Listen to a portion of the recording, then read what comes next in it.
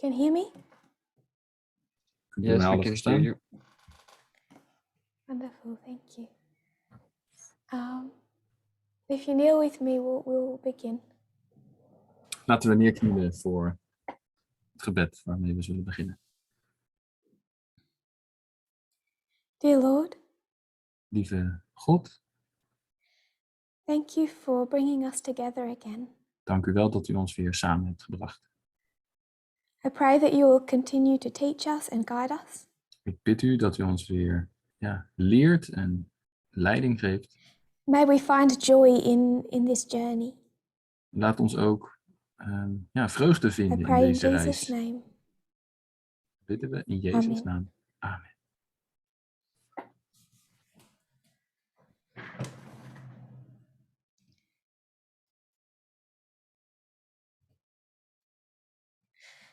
There's sufficient evidence. Er is voldoende bewijs.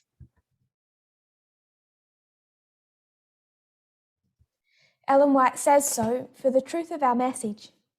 Dat zegt Ellen White voor het bewijs van onze boodschap. But what causes people to accept or reject is not about the quantity of external evidence. Maar wat mensen ertoe brengt om te aanvaarden of te verwerpen, dat heeft niets te maken met de hoeveelheid externe bewijs er is. If you look for hooks to hang doubts upon, you will find them. Als u zoekt naar haken om twijfels aan op te hangen, dan zult u ze vinden. Even if you fabricate them for yourself. Zelfs als u ze voor uzelf verzint. God gave us a parable just for this point. God gaf ons een gelijkenis juist voor dit punt. The rich man and Lazarus. De rijke man en Lazarus. The people I love will listen if someone just rose from the dead. De mensen die ik lief heb, zullen luisteren als er iemand gewoon opstaat uit de dood. But God says it doesn't work that way. Maar God reageerde en zei, nee, zo werkt het niet. It's easy to think that God could just provide irrefutable evidence. Het is makkelijk om te denken dat God gewoon enorm veel bewijs kan leveren, aan kan dragen. If there was a visible pillar of fire. Als er een zichtbare vuurbaak zou zijn, de wolkenkolom bijvoorbeeld. Everyone would accept and follow the lamb. Nou ja, dan zou iedereen het toch aannemen en het lam volgen. We have an abundant amount of evidence that is not how it works. We hebben heel veel voorbeelden, bewijzen dat het niet op die manier werkt. Evidence of external events, especially predictions, are not and cannot be the anchor of our faith. Bewijzen van externe gebeurtenissen, vooral voorspellingen, zijn niet en kunnen niet het anker zijn voor je geloof. That has never been the purpose of time setting. En dat was ook nooit het doel van een tijd zetten, profetisch een tijd te zetten.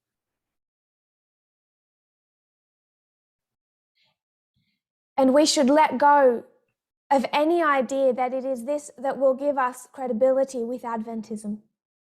En we moeten elk idee loslaten dat dit het is dat ons geloofwaardigheid zal geven bij het Adventisten. That is a mindset we have been fighting since 2018. Dat is namelijk een mentaliteit die we sinds 2018 bestrijden. When 2019 was readily accepted, while 2 streams of information was rejected.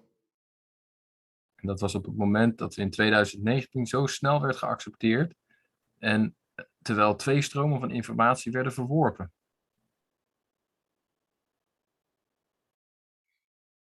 Putting faith in the excitement of the fulfillment of external events. Het geloven in externe gebeurtenissen en daar je geloof op baseren. Rather than the difficult truths that were to change heart and mind. In plaats van de moeilijke waarheden te aanvaarden die ons hart en onze gedachten vormen, veranderen. Members should have latched hold of 2 streams of information. Leden hadden zich moeten vastklampen aan twee stromen van informatie.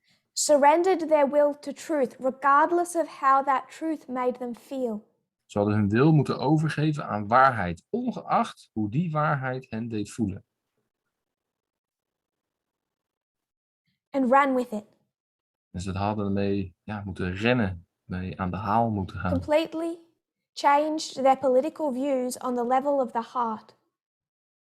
Hun politieke opvattingen hadden ze moeten veranderen, volledig moeten veranderen op het niveau van het hart. If our Australian classes are showing us anything, De klassen die in Australië worden gehouden, de lessen, laten iets zien. they're showing just how little two streams of information was understood or accepted. En het laat vooral zien hoe weinig die twee stromen van informatie, die leer, werd begrepen of werd geaccepteerd.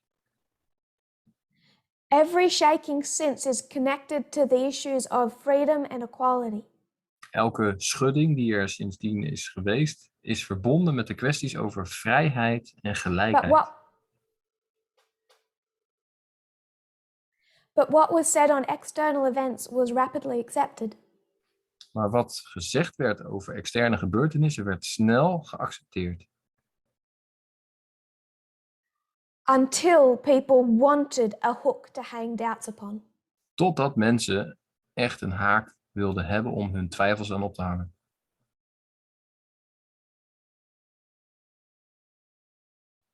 Only then, Alleen dan, only when the heart message became unpalatable, alleen wanneer de harde boodschap niet meer makkelijk te aanvaarden was, bitter, en bitter werd, did people find hooks for doubt. toen vonden mensen haken om twijfel aan op te hangen. This history should serve as a warning to us. Deze geschiedenis zou moeten dienen als een waarschuwing voor ons. But also as we speak to Adventism. Maar ook als we spreken tegen Adventisme. What we think should attract people to this movement. Waar wij misschien van denken, als we erover denken, wat zou de mensen van de Adventkerk aantrekkelijk zijn voor deze We've beweging? been discussing the waymark of Panium. We hebben de wegmarkering van Panium hebben we besproken. Where God instructs his people in more detail. Waar God zijn mensen gedetailleerd instructies geeft. About the nature of the Sunday law. Over de natuur, het uitzien van het komende zondagswet. And how his people can pass the test of that history. En hoe zijn volk ook door die test heen kan komen. These waymarks are connected to important external events. Deze wegmarkeringen zijn verbonden met belangrijke externe The gebeurtenissen. internal of Panium De interne van Panium was building upon the internal of Raphia. werd verder gebouwd op het interne van Raphia. You would expect so. Zo hadden we dat natuurlijk ook wel verwacht. The formalization is built upon the increase of knowledge. En zo is ook de formulering van de boodschap Radical voortgebouwd feminism of late October 2021 op de toename van kennis, radicale feminisme, 2021. built upon the subject of feminism as taught in 2019. 2019 is dat ook op het onderwerp feminisme verder gebouwd, op datzelfde At the onderwerp. Brazil camp meeting, we laid the groundwork for this. In de campmeeting van Brazilië, de vorige campmeeting, hebben we daar het fundament al voor gelegd. We know that the waymark of Panium is an information war between the king of the north and the king of the south. We weten dat de wegmarkering van Panium een informatieoorlog betreft tussen de koning van het noorden en de koning van het zuiden. We know that it is the king of the north that agitates that conflict. En we weten dat de koning van het noorden dit conflict agiteert. So in the third of the Brazilian camp meeting, Dus in de derde presentatie van de Braziliaanse campmeeting we showed that early agitation. hebben we die vroege agitatie ook laten zien. Now we have, when we look at Ukraine, Als we kijken naar Oekraïne, we can look at it as human beings. kunnen we er naar kijken als mensen. Concerned about the suffering of humanity. Die zorgen maken. Als we ons zorgen maken over het lijden van de mensen. On the prophetic level, it has a lot to teach us. Op profetisch niveau heeft dat ons veel te leren. About human nature, Over de menselijke natuur, de natuur van de mens. power and misogyny. Macht en vrouwenhaat, misogynie. But we should not lose sight of the fact that it is one part Maar we moeten niet vergeten dat één deel, one sphere of influence of a much bigger conflict. één invloedssfeer van een veel groter conflict. We quoted Obama, We hebben Obama ook geciteerd. who said his greatest regret Hij zegt dat hij erg veel spijt heeft van was underestimating information as a weapon of war. dat hij heeft onderschat dat informatie als oorlogswerktuig, dat hij dat erg heeft onderschat, daar heeft hij spijt van. Rome kept falling to Pyrrhus because he kept surprising them. Rome viel bij Pyrrhus, omdat hij zich ook verbaasde daarover. With what his dysfunctional army could accomplish. Wat ook zijn leger, dat eigenlijk helemaal niet goed functioneerde, toch voor elkaar heeft gekregen. They underestimated him. Ze hebben hem flink onderschat. And Obama's greatest regret is what he underestimated. En zo, als type, zien we ook dat Obama zich enorm, dat hij het heeft onderschat en daar verkeerd mee om is gegaan. Part of that is an ignorance Deels is dat natuurlijk vanwege onwetendheid and arrogance. en ook een stuk arrogantie.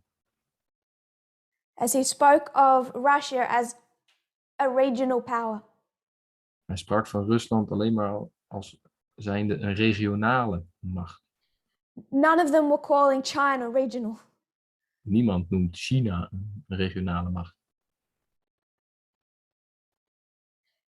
They mistook the threat and they know it now. Ze hebben de bedreiging niet goed ingeschat. En dat weten ze nu heel goed.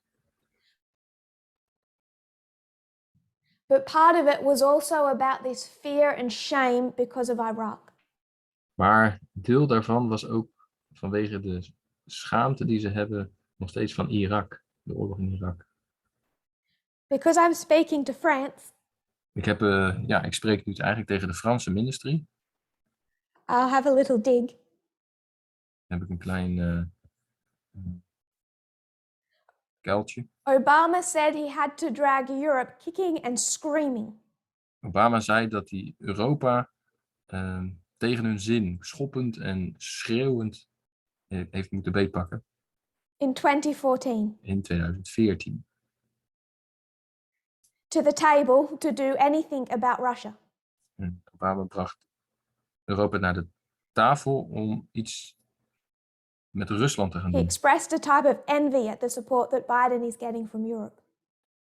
En hij spreekt over een stukje vijandschap dat Biden ervaart vanuit Europa. Germany was certainly a major part of that. En ook Duitsland was daar zeker een onderdeel van.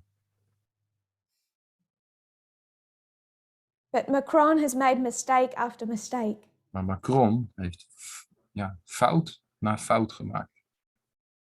Days before the invasion, he was still so sure he could work with Putin. Hij was er zo zeker van dat hij met Poetin wel goed kon samenwerken. Kon Obama onderhandelen. was arrogant, Obama was arrogant. but Macron has taken that to another level. Maar Macron brengt dat nog weer naar een ander niveau. In thinking how he could reason and work with Putin. En hij dacht dat hij nog wel kon redeneren, of in ieder geval in gesprek kon zijn. En Just bringing it back to 𝗂𝗶𝗴𝗲𝗏 studies, connecting the two. dingen kon regelen met Poetin. En ja, nu brengen we dat ook weer terug naar de studie van 𝗏. Het verbindt elkaar goed. Biden is there just waging information war. Biden, die is er en die is druk met de informatieoorlog. Putin is saying, I'm not going to invade. Poetin die zegt, ik ga geen invasie doen. Biden is saying, yes, you will. Biden zegt, ja, volgens mij ga je dat zeker wel doen. And days before the invasion, En dagen voor de invasie Macron is saying, no, he told me personally. zegt Macron, nee, gaat niet gebeuren. Dat heeft hij mij persoonlijk gezegd. He's going to take his troops out of Belarus as soon as they've done with their exercises. Hij zegt dat hij zijn troepen weer uit Wit-Rusland, Belarus wegneemt zodra ze weer klaar zijn met die oefening. He did more to undermine this information war than to help it. Hij heeft meer gedaan om deze informatieoorlog te ondermijnen dan But coming back goed to the aan bij te United dragen. States, Even terug naar de Verenigde Staten. we read quotes. We hebben citaten gelezen. In the past, the US has sat on its hands as Russia waged information war. In het verleden is de Verenigde Staten niet in actie gekomen terwijl Rusland een informatieoorlog voerde. And then just the few quotes that I found. En een aantal citaten die ik vond. Not hard, there's many more. Het is niet heel moeilijk om die te vinden. Er zijn er They veel speak meer. about the information war, Als ik het heb over de informatieoorlog. about waging the truth as a weapon, De waarheid about als wapen gebruiken. about a battle of ideas, Over een ideeënstrijd. a war of narratives, Een oorlog van verhalen. the information wars of the 21st century, De informatieoorlog van de 21ste eeuw. about 4 months of American-led information warfare, 4 maanden van door de Amerikanen geleide informatieoorlog. beginning in October of 2021, Begon in oktober van 2021. which they say was executed almost flawlessly. En zij zeiden, dat is bijna foutloos uitgevoerd. Intelligence as an instrument of state warfare. Inlichtingen als een instrument voor staatsoorlogvoering. All to fight the disinformation weaponry of the Kremlin. En dat wordt allemaal ingezet om de desinformatie, wat het Kremlin als wapentuig gebruikt, tegen te werken. Regardless of what looks hot in the current conflict, Even alles wat te maken heeft met een hete oorlog in dit we conflict. have to go back to October. We moeten terug naar oktober. And even now, En zelfs nu. between superpowers, the base of this conflict is information. Ook nu zien we dat de basis van het grote conflict tussen supermachten informatie It is is. in the battle of ideas, Het gaat over de strijd van ideeën, the war of narratives, de oorlog van verhalen, where we find the fulfillment of the Battle of Beneventum. Waar we ook de vervulling van de oorlog van Beneventum, de slag As van 𝗶𝗃𝗃𝗃𝗃's Beneventum, favorite weapon zien. Pyrrhus, zijn favoriete wapen, turns on him. die keren zich tegen hemzelf. As the external, so the internal. Zowel het externe, maar ook het interne kunnen we daarin zien. On the other side of that curtain Aan de andere kant van dat gordijn is a battle of ideas. is er een oorlog van ideeën, een ideeënstrijd. If you're in this movement, Als u zich in deze beweging bevindt, there won't be peace this side of the second advent. zal er geen vrede zijn aan deze kant van het Because it's the great controversy, Dat is het grote conflict. the great war, Grote oorlog. the great political election. Grote politieke verkiezing. It's a battle of ideas. Het is een strijd van ideeën. And you are part of that battle of ideas. En u bent ook onderdeel van deze ideeënstrijd. Choosing for yourself what ideas you accept or reject. We moeten voor onszelf namelijk kiezen welke ideeën we aannemen of verwerpen. And for good or for evil. En voor het goede of voor het kwade.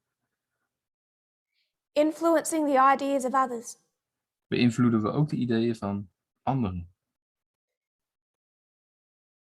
There is no peace in an election campaign. Er is geen vrede in een We're coming back to October verkiezingscampagne. in a moment. We komen straks nog wel even terug over oktober. But I wanted to share a resource. Maar ik wilde even een bron delen. If you want to read more on Zelensky, Als u wat meer informatie wilt lezen over Zelensky, the good and the little bit of bad, het goede, maar ook een beetje het slechte van hem.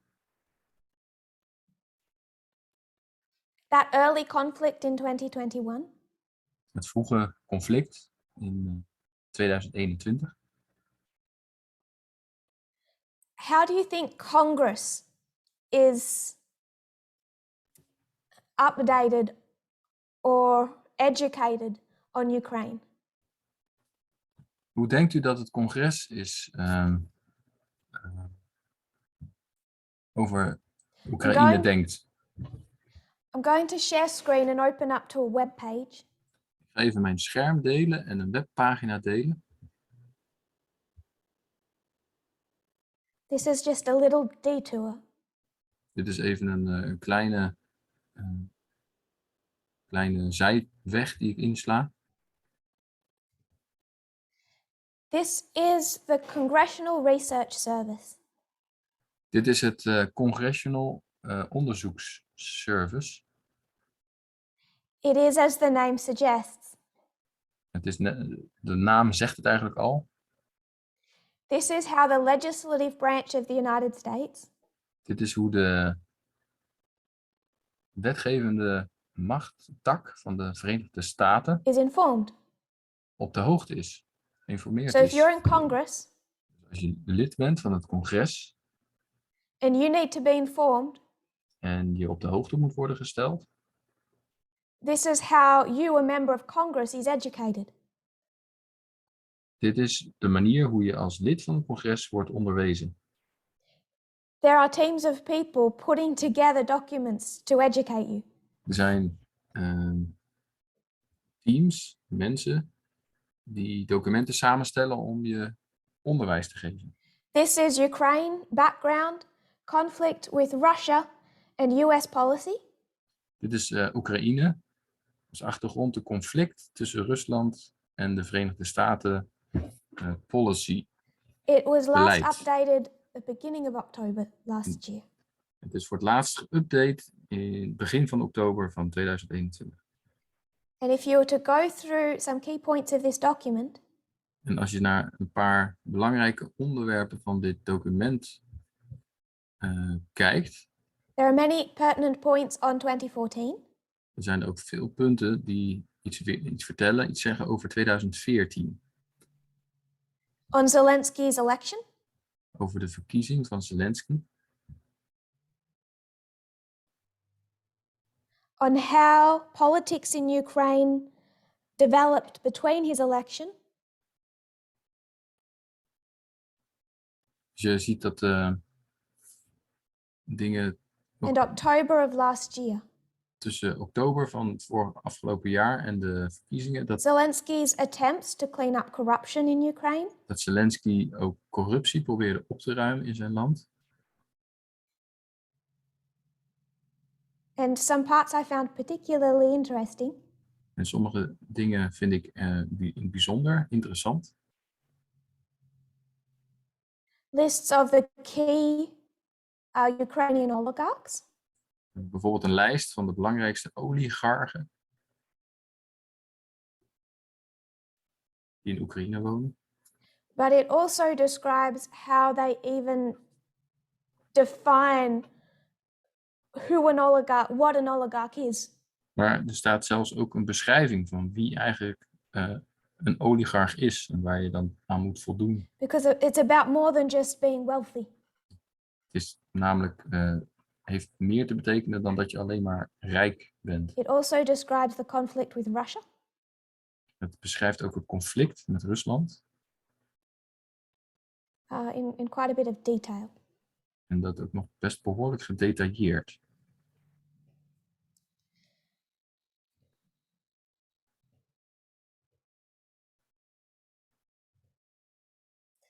This is their website where you would find these documents. Dit is de website waar we ook deze documenten kunnen vinden. It's been informing the legislative branch since 1914. En het doet dit werk van informatie geven aan het congres al vanaf 1914. They're located within the Library of Congress. Ze bevinden zich in de bibliotheek van het congres. And serve exclusively that branch of government. En ze zijn er om in het bijzonder die tak van Their experts de overheid te dienen. assist at every stage of the legislative process. Hun experts dienen op elk proces van de wetgevende So I tak. just thought to mention that if you wished to know more of the cleanup of corruption Zelensky was attempting. Ik wilde het even delen over het opruimen van corruptie wat Zelensky aan het doen was. But I still want to make the point Maar ik wil nog steeds even het punt maken that even there, this is about the United States and Russia. dat het daar nog altijd gaat tussen een conflict over Rusland en de Verenigde Staten. And his cleanup was targeting Russian disinformation. En het opruimen wat Zelensky aan het doen was, had ook met die desinformatie van Within a Rusland te sphere maken. of influence. En we zien hier de invloedssferen ook weer naar voren komen. So we need to keep on our prophetic glasses. Dus we moeten onze profetische bril ophouden. The formalization of the message internally De formulering van de boodschap intern was the teaching of radical feminism, was de leer over het radicale feminisme, October 24 to 29 24 tot 29 oktober of 2021. 2021. So it is in that context that we should see Panim. Dus het is in die context dat wij Panium There are moeten similarities zien. and differences between Panium and Raphia. Er zijn dingen die gelijk zijn, maar er zijn ook verschillen tussen Panium en Raphia. But this occurs in the context of this conflict with Ukraine. Maar dit is dus in de context over het conflict dat gaande is in Oekraïne. And it's in October that the second part of that conflict begins. En het is in oktober dat het tweede deel van het conflict dan begint. The conflict that we are still in. En dat is het conflict waar we ons nog steeds in bevinden.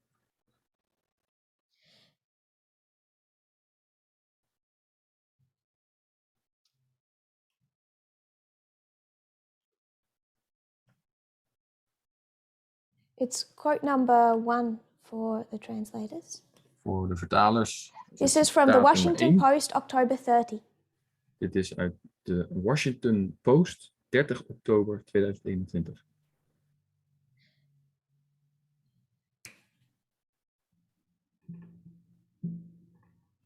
A renewed build-up of Russian troops near the Ukrainian border has raised concern among some officials in the United States and Europe who are tracking what they consider irregular movements of equipment and personnel on Russia's western flank.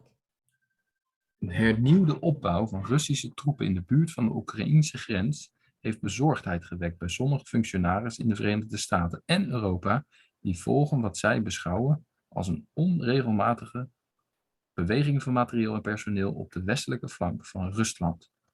The officials who spoke on the condition of anonymity because they weren't authorized to discuss the matter publicly said the troop movements have reignited concerns that arose in April when the largest build-up of troops by Russia near the Ukrainian border in years sparked an international outcry.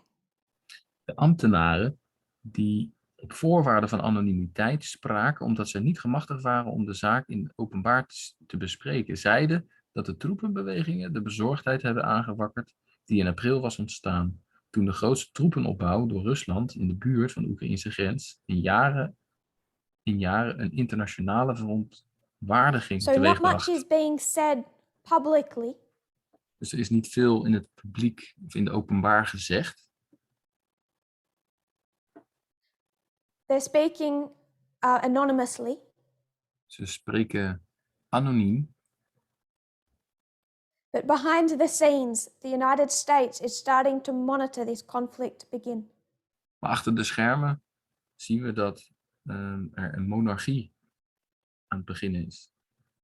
On October 26, Ukraine's military confirmed it had used a Turkish-made drone against a position in Donbass, the first time Kyiv has employed the technology in combat, prompting an outcry from Moscow. Op 26 oktober bevestigde het Oekraïense leger dat het een drone van Turkse makelij had gebruikt tegen een stelling in Donbass. De eerste keer dat Kiev deze technologie in strijd heeft gebruikt, wat tot verontwaardiging van Moskou leidde. Relations between Moscow and NATO are especially tense. Russia suspended its mission to NATO in Brussels on October 18. De relaties, de betrekkingen tussen Moskou en de NAVO zijn bijzonder gespannen. Rusland schorste zijn NAVO-missie in Brussel op 18 oktober. So the escalation is happening in these late weeks of October. Dus de escalaties vinden plaats in de laatste weken van oktober. And it's this that's sparking the war of narratives. En dit ontsteekt die oorlog van verhalen. I want to double down on this being an information war. Ik wil nog even duidelijk laten zien dat dit een informatieoorlog is. I do not want to be specific at this camp meeting. Ik wil niet heel specifiek zijn op deze campmeeting. About exact dates to bookend Panium. Over exacte datums die aan weerszijden van But Panium I do staan. want us to see the history of October. Maar ik wil juist dat we goed kijken naar de geschiedenis van oktober. If we had time, we would go into November, but we won't have time. Als we tijd zouden hebben, zouden we ook nog graag november willen bekijken, maar daar hebben we geen tijd voor. And I want to start it with October 3. Ik wil met 3 oktober starten. The ICIJ De ICIJ.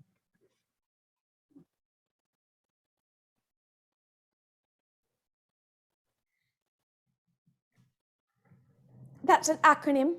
Dat is een acroniem. It stands for the International Het staat voor Consortium Internationaal Consortium of Journalists. van journalisten. Onderzoeksjournalisten. It's an independent global network Het is een onafhankelijk wereldwijd netwerk of 280 investigative journalists van 280 onderzoeksjournalisten and over 100 media organizations spanning more than 100 countries. en meer dan 100 mediaorganisaties die in meer dan 100 landen gevestigd zijn. And it is based in Washington, D.C. En zij zijn zelf gevestigd in Washington, So we need D.C. to be familiar with the International Consortium of Journalists. We zouden op de hoogte moeten zijn van dit ICIJ. To let them describe themselves, Ze beschrijven zichzelf ook op de website. ICIJ is a small resourceful newsroom with our own reporting team, as well as a global network of reporters and media organizations who work together to investigate the most important stories in the world. Het ICIJ is een kleine, maar zeer vindingrijke nieuwsredactie met een eigen verslaggevingsteam, maar ook een wereldwijd netwerk van verslaggevers en mediaorganisaties die dan samenwerken om de belangrijkste verhalen in de wereld te onderzoeken. Our network of trusted members encompasses 280 of the best investigative reporters from more than 100 countries and territories. We also partner with more than 100 media organizations from the world's most renowned outlets, including the BBC, the New York Times, the Guardian, and the Asahi Shimbun, two small regional non-profit investigative centers. Ons netwerk van betrouwde leden bestaat uit 280 van de beste onderzoeksjournalisten uit meer dan 100 landen en gebieden. We werken samen met meer dan 100 mediaorganisaties van 's werelds meest gerenommeerde verkooppunten, waaronder BBC, de New York Times, The Guardian, de Asahi Shimbun, tot kleine regionale onderzoekscentra zonder winstoogmerk. The media-biased fact-check, which we've referred to before, De media bias fact-check, dus je kan checken of iets ook werkelijk op feiten gebaseerd is. puts their factual reporting as very high. Brengt het op heel hoog niveau, dat het allemaal echt op feiten gebaseerd is. That's the highest you can go for their graph of factual reporting. Het is voor hun begrip niet mogelijk om nog hoger te kunnen komen als het This gaat over organization feitelijk has been rapporteren. behind some of the most major stories, Ze onderzoeken ook grote verhalen, especially data leaks, bijzonder ook datalekken.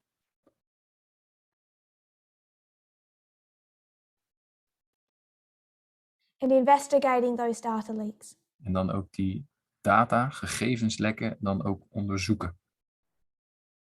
They were behind the Panama Papers of 2016. Ze zitten bijvoorbeeld achter de Panama-kranten uit 2016. Panama Papers. They won a Pulitzer Prize for that work. Ze wonnen een prijs voor dat werk. They go public with a story on October 3. Op 3 oktober komen zij publiekelijk naar buiten met een verhaal. What they release, they title the Pandora Papers. En wat ze dan vrijlaten, geven ze een naam en dat noemen ze de Pandora Papers. De Pandora papieren. Pandora krant. This Pandora Papers Deze Pandora kranten is the largest leak of documents in history. Is het grootste lek van documenten in de geschiedenis. 11.9 million documents. 11,9 miljoen documenten. Secret financial records. Geheime financiële Of data many of the world's most famous and powerful people. over de 's werelds meest beroemde mensen. I want to take you to their website. Ik wil ons nog even meenemen naar hun website.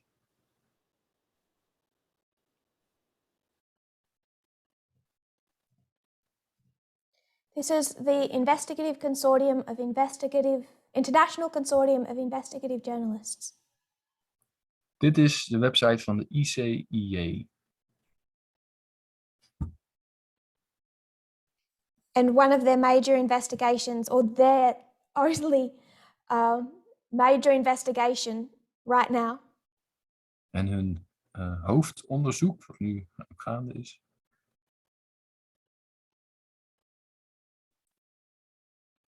because it's quite ongoing, omdat het erg groot is en dus steeds maar verder gaat. they went public on October 3. Ze gingen op 3 oktober hiermee naar buiten. But it takes time to go through 11.9 million documents. Ja, het heeft natuurlijk ook wel wat tijd nodig om door 11,9 miljoen documenten te gaan. But that work is what this consortium is currently undertaking. Maar dat is het werk wat dit consortium op dit moment aan het doen is. Notice their logo. Kijk ook eens naar hun logo. For the Pandora Papers. Voor de Pandora kranten. Pandora data. They believe that with this leak, they have opened Pandora's box. Zij geloven dat ze door het vinden van dit lek de doos van Pandora hebben geopend. To quote the page, the largest investigation in journalism history exposes a shadow financial system that benefits the world's most rich and powerful. Het lek van Panama is dat ze het grootste lek wat ze onderzocht hebben in de journalistiek ooit in de geschiedenis is heel rijk en heel krachtig. The documents they have span 5 decades, 50 years. De documenten die ze hebben gaan terug naar 50 jaar terug. But most were created, they say, between 1996 and 2020. Het meeste is tussen 1996 en 2020 gevonden. They put out a video on YouTube to announce the investigation. Ze hebben een video op YouTube gezet om het onderzoek te introduceren. I'm going to quote that video. En ik ga deze video even citeren. This leak is really Panama Papers on steroids. This is the Pandora Papers because we think we are opening a box on a lot of things. Dit lek is echt Panama Papers op steroïden. Dit zijn de Pandora Papers, omdat we denken dat we een doos openen over een heleboel dingen. These documents, for the very first time, showing the US as a tax haven itself. We are talking about some of the most famous people in the world who are in these documents. Presidents, prime ministers, government ministers, the King of Jordan, a number of very high-profile Russian clients, people who are very close to Vladimir Putin. We're seeing them buying real estate. We are seeing them trading in shares using offshore companies.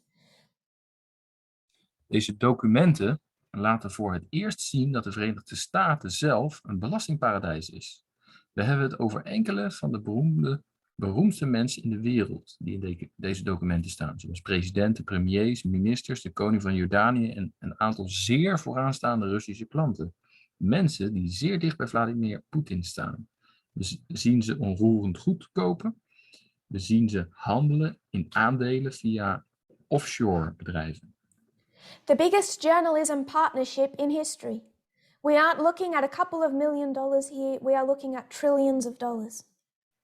Het grootste journalistieke partnerschap in de geschiedenis. We hebben het hier niet over een paar miljoen dollar, nee, over triljoenen dollars. Now, they say all that on October 3. Ze zeggen dit allemaal dus op 3 oktober. But on October 3, they don't even know what they have. Maar op 3 oktober weten zij nog niet precies wat ze nou echt daadwerkelijk allemaal al hebben. They released more information they had been able to gather from these documents. En ze laten tijd tot tijd en steeds meer informatie wat ze allemaal uit deze documenten halen. In December. In december bijvoorbeeld.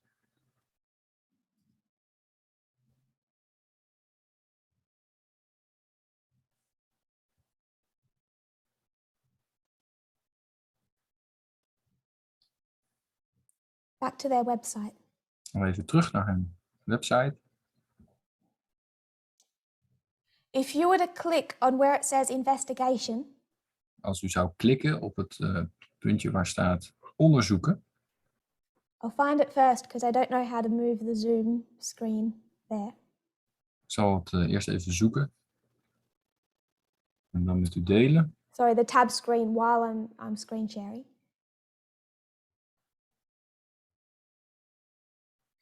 But if you were on their website. Maar als we dus op hun website zijn.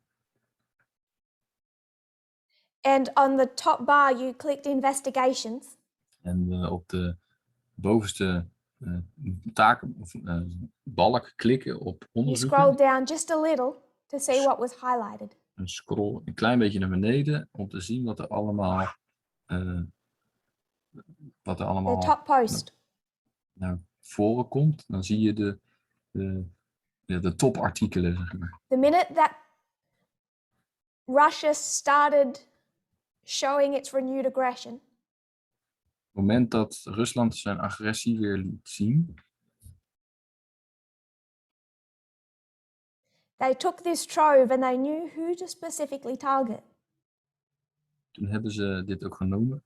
En toen wisten ze ook precies wie ze konden aanvallen. And they highlight at the top their Russian archive.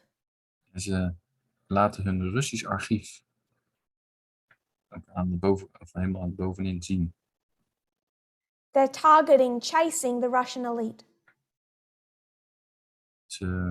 Hun doel is om de Russische elite Remember, this is 11.9 million documents. naar voren te brengen. Het zijn 11,9 miljoen documenten, niet te vergeten. So if you look at where it says latest. Dus als we kijken naar de laatste berichtgevingen. April 11, that's last Monday.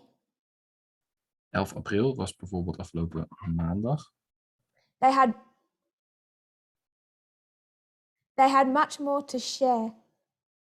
Toen hadden ze nog meer And they say dingen te more is delen. coming. En ze geven aan dat er nog veel meer aan zit te komen. They've made it a priority to go after Russia. Ze zeggen dat ze het ook als prioriteit hebben gesteld om achter Rusland aan te zitten. And it's more than money. Het gaat eigenlijk ook nog meer dan alleen om geld. Because by tracing money, you find out who's close to the government. Want als je het geld volgt, dan zie je eigenlijk ook meteen wie het dichtst bij de overheid When a staat. Russian billionaire says, I'm self-made. Als een Russische biljonair zegt, ik ben zelf door mijn eigen zo rijk geworden. Don't tie me or my billions to the Kremlin. Verbind mij en mijn geld niet met het Kremlin. By tracing how money has traveled. Door na te gaan hoe het geld een reis heeft afgelegd. They can also trace Putin's friends. Kunnen ze ook heel duidelijk laten zien wie de vrienden van Poetin zijn. Those funding conflict.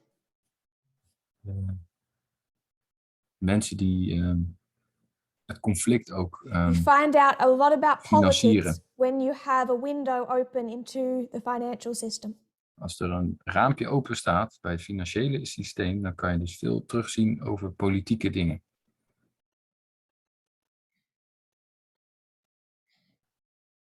So last week they were able to share a lot more about Russia. Dus vorige week waren ze weer in staat om meer over Rusland te kunnen delen. If this is an information war, Als dit een informatieoorlog is, there was the greatest release of information in history on October 3rd. dan was er op 3 oktober de grootste opening van informatie And in it de was geschiedenis. the perfect information En het was ook perfecte informatie if you're soon going to want to chase the Kremlin als je op korte termijn ook het Kremlin wilt vervolgen. and sanction the elite. En de elite die daaraan verbonden is, ook sancties op te How do willen you leggen. know who is close to Putin? Ja, want hoe weet je nou eigenlijk wie heel dicht bij Poetin staat? How do you know where their wealth came from? Hoe weet je waar hun rijkdom vandaan kwam? And how do you know where they're hiding it? En hoe weten waar ze het verstoppen? Waar ze het hebben A couple of geplaatst. articles from April 11. Een aantal artikelen van 11 april.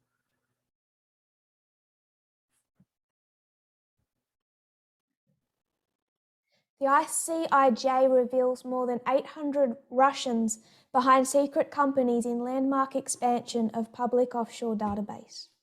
De ICIJ onthult meer dan 800 Russen achter geheime vennootschappen in mijlpaal uitbreiding van openbare offshore databank. The Offshore Leaks database spotlights vital new information on the covert financial activities of oligarchs, bankers, and politicians as waves of Western sanctions target Putin loyalists. De Offshore Leaks, die database, geeft vitale nieuwe informatie over heimelijke financiële activiteiten van oligarchen, bankieren en politieke mensen. En nu komen er golven van westerse The sancties International richting... Consortium of Investigative Journalists is making public a trove of new information about shell companies linked to Russians as part of a broader effort to spotlight the offshore world and the hidden wealth of Kremlin-linked figures in the wake of Russia's invasion of Ukraine. Het internationaal consortium, de ICIJ, maakt een schat van nieuwe informatie openbaar over lege vennootschappen die banden hebben met Russen als onderdeel van een bredere inspanning om de offshore-wereld en de verborgen rijkdom van Kremlin gelinkte figuren in de schijnwerpers te zetten in de nasleep van de Russische invasie in Oekraïne.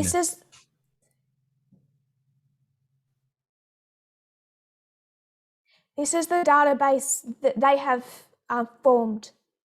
Dit is dus alle informatie die zij zelf hebben samengesteld. Fourth paragraph down for translators. The database now contains information on more than 800,000 offshore companies, foundations and trusts, and links to people and companies in more than 200 countries and territories, which can be publicly searched and downloaded. De database bevat nu informatie over meer dan 800.000 offshore bedrijven, stichtingen en trusts en links naar mensen en bedrijven in meer dan 200 landen en gebieden die publiekelijk kunnen worden doorzocht en gedownload.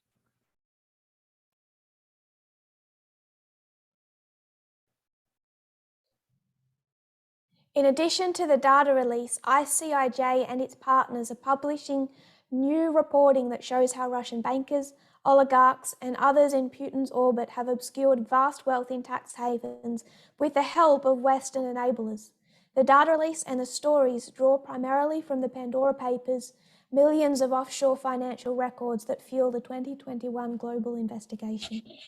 Naast de vrijgave van de gegevens publiceerde de 𝘂𝗍𝗍 en haar partners nieuwe reportages die laten zien hoe Russische bankiers, oligarchen en anderen in de baan van Poetin enorme rijkdommen in belastingparadijzen verborgen hebben gehouden met hulp van westerse handlangers. De vrijgave van de gegevens en de verhalen zijn hoofdzakelijk gebaseerd op de Pandora Papers. Miljoenen offshore financiële documenten die aanleiding vormen voor een wereldwijd onderzoek uit Release of 2021. Alpha consulting data.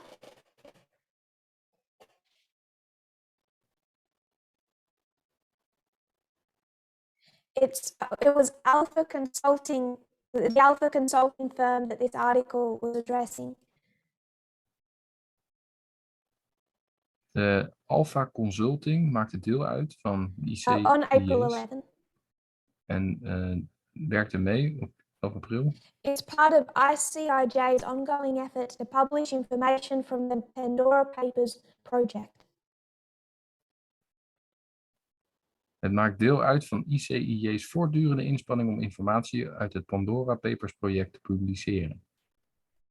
More data ties to the other providers will be published in the coming weeks. Meer gegevens van de andere providers zullen in de komende weken worden gepubliceerd. So it's an ongoing project. Dus het is een project dat nog steeds gaande is. Another article from last Monday. Nu gaan we weer naar het artikel van 11 april.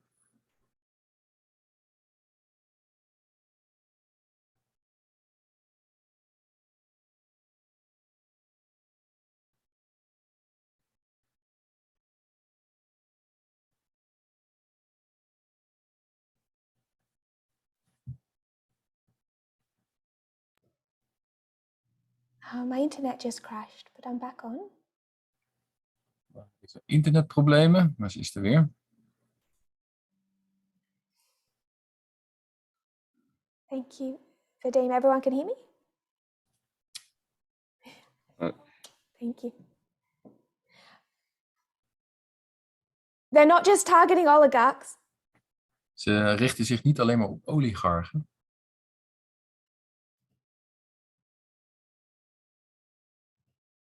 They're targeting bankers. Maar ze hebben het ook gemunt op bankieren. Everyone in Putin's orbit. Iedereen die met Poetin te maken Russian heeft. bankers shuffled personal wealth offshore long before latest sanctions, Pandora Papers show. Russische bankiers verplaatsen hun persoonlijk rijkdom naar het buitenland lang voor de laatste sancties. Zo laat het Pandora Papers zien. In dit artikel. They go into 8 executives. Gaan ze naar 8. From 5 of Russia's biggest financial institutions. Gaan ze naar 8 leidinggevenden van 5 grootste financiële instellingen in Rusland. And showed how and where from 2014. En ze laten hoe en van waar in 2014 they have stashed their wealth. Ze hun rijkdommen hebben opgeslagen. Third paragraph. The bank executives are part of a group of more than 4,400 Russians whose offshore activities are documented in the Pandora Papers. De bankier-directeuren maken deel uit van een groep van meer dan 4000 Russen, van wie hun overzeese activiteiten zijn gedocumenteerd in de Pandora Papers.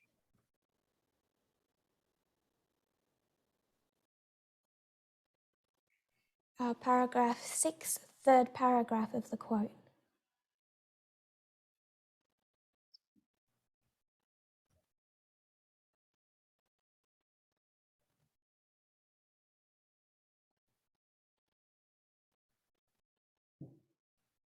So the Pandora Papers uncover the hidden wealth of 4,400 Russians. Dus de Pandora Papers hebben duidelijkheid over 4,400 rijke Russische mensen.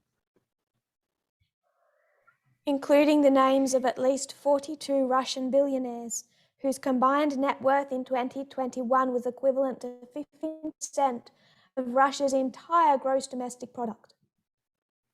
En dat houdt ook in tenminste 42 Russische miljardairs, wier gezamenlijke nettowaarde in 2021 was gelijk aan 15% van het bruto binnenlands product van Rusland. Of those 42 billionaires, at least 12 were targeted by recent sanctions. Tenminste 12 van deze miljardairs waren het doelwit van de recente sancties. How do you know where to target? Ja, hoe weet je eigenlijk hoe je die mensen te pakken kunt nemen? You need information. Je hebt informatie voor nodig. And they have information. En zij hebben wel degelijk informatie. 𝗂𝗃𝗲𝗏, the director of ICIJ, 𝗂𝗃𝗴𝗲𝗏𝗏, de directeur van ICIJ, quoting him from a video on their YouTube channel. Dit komt uit een video van op hun YouTube-kanaal. That they put up last Tuesday, April 12. Dat filmpje hebben ze uitgebracht dinsdag 12 april. He says, "We believe this is one of the most important stories in the world." Gerard Ruyl zegt daar: we geloven dat dit een van de belangrijkste verhalen in de wereld is. One other title from April 11. Nog iets anders uit 11 april. The oligarch's accountants, how 𝗶𝗶𝗂𝐶 helped the Russian steel baron grow his offshore empire. De accountants van de oligarch. Hoe 𝗶𝗶𝗂𝐶, een Russische staalbaron, hielp zijn overzeese imperium te laten groeien. 𝗶𝗶𝗂𝐶 is 𝗵𝗏𝗡𝗃𝗃𝗃. PwC staat voor 𝗵𝗏𝗡𝗃𝗃𝗃. So it's not just Russia who should be in trouble. Het is niet alleen Rusland die eigenlijk nu in de problemen zou moeten zijn. Another headline from April 11. Nog een ander artikel uit 11 april. Who helps Russian oligarchs secretly buy jets, yachts and other luxury playthings? Wie heeft Russische oligarchen geholpen om in het geheim vliegtuigen, boten en andere luxe speelgoed te kopen? Leaked documents expose the enablers who made it possible for the Rotenberg brothers, Gennady Timchenko, Alexander Ponomarenko, and executives at Russian gas company Gazprom to live large. Uitgelekte documenten onthullen degenen die het mogelijk maken voor de gebroeders Rotenberg, Gennady Timchenko, Alexander Ponomarenko en leidinggevende bij het Russische gasbedrijf Gazprom om groots te kunnen blijven leven. It's not just Russia who should be in trouble. Het zou eigenlijk niet alleen Rusland moeten zijn die nu in de problemen is. This type of corruption and greed, deze vorm van corruptie en hebberigheid, has not happened without enablers in the West. Was niet mogelijk zonder de mensen in het Westen die dit mogelijk maken. The Western enablers say they broke no laws in helping oligarchs. Yet experts say they do have a choice and every opportunity to identify their customer and decline the business. De westerse mensen die dit hebben mogelijk gemaakt zeggen dat ze geen wet hebben overtreden door oligarchen te helpen. Toch zeggen deskundigen dat ze wel degelijk een keuze hebben om alle gelegenheid om hun klant te identificeren en de zaak aan te wijzen. Without Wall Street, London, Zurich bankers, lawyers, property dealers, yacht brokers, and other financial consultants, the oligarchs could not have secretly and safely moved vast funds into Western markets. Frank Vogel, a co-founder of Transparency International, told ICIJ in an email. Everyone in business has a choice: to do the right thing, serve the core public interest and act with integrity, or act in the shadows to secure more and more cash. Zonder Wall Street, Londense, de Zurichse bankiers, advocaten, vastgoedhandelaren, jachtmakelaars en andere financiële adviseurs zouden de oligarchen niet in het geheim een veilig enorme fondsen naar westerse markten hebben kunnen verplaatsen, vertelde Frank Vogel, een medeoprichter van Transparency International, in een e-mail aan ICIJ. Iedereen in het bedrijfsleven heeft een keuze. Het juist te doen, publieke belangen te dienen en integer te handelen, of in de schaduw te handelen om steeds meer geld binnen te halen.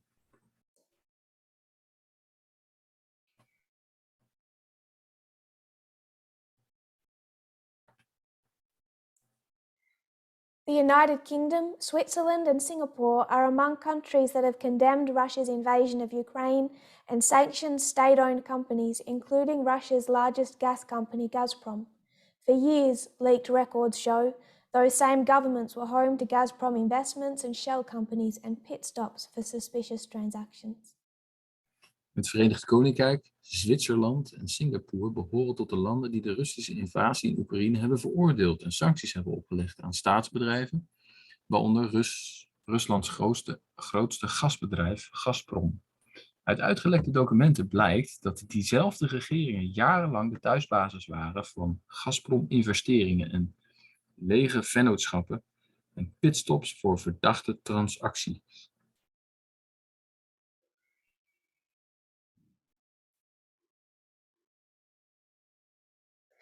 We aren't naive enough We zijn nog niet naïef genoeg to think that global corruption is coming to an end.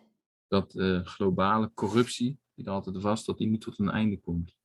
But in the context of an information war between East and West, Maar in de context van een informatieoorlog tussen het Westen en het Oosten,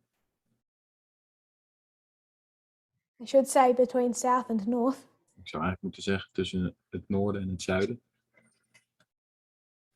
information is behind not just Ukraine, informatie staat niet alleen maar achter Oekraïne, but also this fight over the economy. maar ook het gevecht over de economie. Also the sanctions. Ook de sancties. Behind everything. Eigenlijk achter alles. And it continues. Didn't stop in October. En het gaat door. Het gaat maar door. En het is niet gestopt in oktober. They said they've got a lot more to release. Ze zeggen duidelijk dat ze nog meer hebben om vrij te geven. But if you're the US government, Als jij de Verenigde Staten overheid zou zijn, do you want to hurt the king of the South? als je de koning van het zuiden pijn wil doen, You've certainly got a much more professional toolkit with the Pandora Papers. je een zeer goed professioneel gereedschapkistje aan die Pandora doos met papers. With what they themselves believe to be Pandora's box. Waarvan ze zelf ook echt geloven dat het Pandora's doos is. And that started October 3. En dat startte op 3 oktober. Which should have significance for us. Wat voor ons van betekenis is. 2014 was an entire significant year. 2014 was een heel belangrijk jaar in zijn geheel. 2019 the same. Dat geldt ook voor 2019. 2021 also. 2021 ook. January to now. Van januari tot nu. But still we can see a clear step of prophecy in October. We zien in oktober toch echt een belangrijke profetische stap die is gemaakt. Not for everything that we should see in 2021. Niet voor alles wat we in 2021 zouden moeten zien. Because all of this, and especially this, is relevant. Maar van dit alles is dit in het bijzonder relevant. We haven't discussed the internal of the United States. We hebben het interne verhaal van de Verenigde Staten nog niet behandeld. There is no year in history that has seen such an attack on abortion rights. Er is nog niets vergeleken in de geschiedenis als het Trans attack rights, op de rechten van vrouwen, zoals abortus of transrechten. all happening in the shadow of January 6th. En dat gebeurde allemaal in de schaduw van 6 januari. We haven't discussed Belarus, We hebben Belarus nog niet besproken, which is part of this conflict between North and South. wat een deel is van het conflict tussen koning van het Noorden en koning van het Zuiden. We haven't discussed China or Syria. We hebben China en Syrië ook nog niet besproken. Ellen White says God gives us sufficient evidence. Ellen White zegt dat God ons voldoende bewijs geeft. I am going to put that into our context. En ik plaats dat in ook in onze context. If we want to see 2021 as Panium, Als we 2021 willen zien als Panium, a change in the conflict between Russia and the United States, een verandering in het conflict tussen Rusland en de Verenigde Staten, based on a war of narratives, gebaseerd op een oorlog van verhalen, that the United States finally starts to win, dat de Verenigde Staten uiteindelijk aan het winnen is. all of this being about information. Dit alles heeft te maken, draait om informatie. At its fundamental level. Op zijn fundamentele punt. Do we not have sufficient evidence? Hebben we niet voldoende bewijs? If you kneel with me, we'll close in prayer. Laten we afsluiten met een gebed. Wilt u met mij neerknielen? Dear Lord, Lieve God, thank you for our sufficient evidence. dank u wel voor voldoende bewijs. We still don't see the future completely clearly. We zien de toekomst nog niet helemaal volledig duidelijk. But we trust that you will prepare us for that too. Maar we vragen u of u ons toch ook daarvoor wilt gereed maken.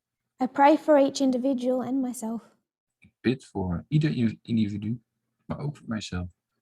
That you will strengthen our faith. Dat u ons geloof kracht bijzet. May we not manufacture hooks for ourselves. Laat ons toch alsjeblieft niet haken maken. When the path gets rough. Als het pad moeilijk wordt. Prepare us. Bereid ons voor, Heer. And we pray that you will prepare Adventism. En ik bid u ook, Heer, wilt u ook het Adventisme voorbereiden. All who are willing. En ieder die willig is. I pray this in Jesus' name. Bidden we in Jezus' naam. Amen. Amen.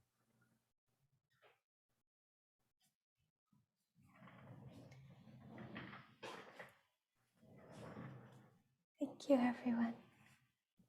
Dank u wel, iedereen.